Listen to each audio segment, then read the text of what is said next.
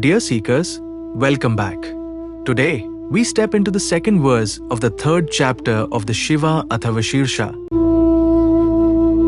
a verse that directs our consciousness straight toward profound devotion and inner peace. This is no ordinary verse. Its direct and sacred resonance is connected to the third verse of the 48th hymn in the 8th mandala of the ancient Rigveda. Before we delve into the deep meaning and mystery of this exceptionally sacred mantra, let us completely quiet our minds and thoughts. Allow this divine sound to descend deep within you and surrender with complete devotion to the sacred chanting of this mantra. Apama Soma Amruta Abuma Aganma Jyotir Avidama Devan Kim Nun Masman Kunavadaritihi Kim Adutir Amruta Mata Asya Soma Surya Purustat Sukshma Purusha. Dear seekers, let us now understand the simple, direct meaning of this sacred verse. The opening words, Apama Soma Amruta Abuma. We have partaken of the divine Soma, and we have become immortal. The next phrase, Aganma Jyotir Avidama Devan, means we have reached the supreme light, and we have known the gods. The following line asks a profound question. Kim Nun Masman Kunavadaritihi. What hostility or opposition can now harm us? What can any enemy do to one who has tasted immortality?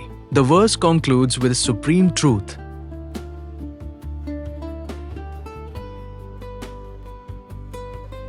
Soma Surya Purustat Sukshma Purusha.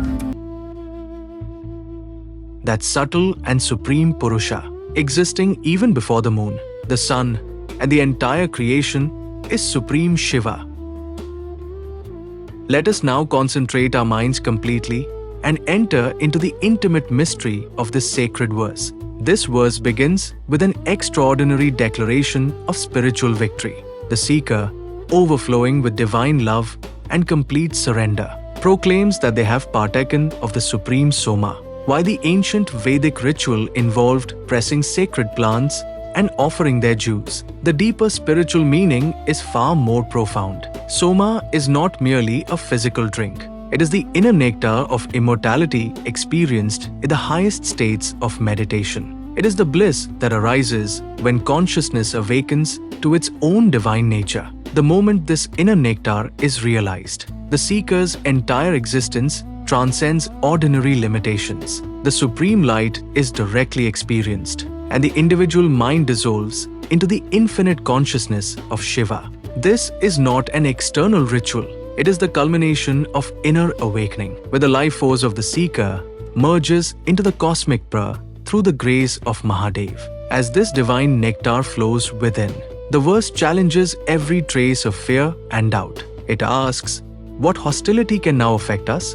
What can any enemy do to one who has realized immortality? This is not the language of pride or arrogance. It is the fearless proclamation of spiritual realization. Once the seeker becomes immersed in the divine essence of Mahadev, fear loses its power. External opposition, worldly jealousy, suffering, and even the fear of death can no longer disturb one who has awakened to this immortal truth.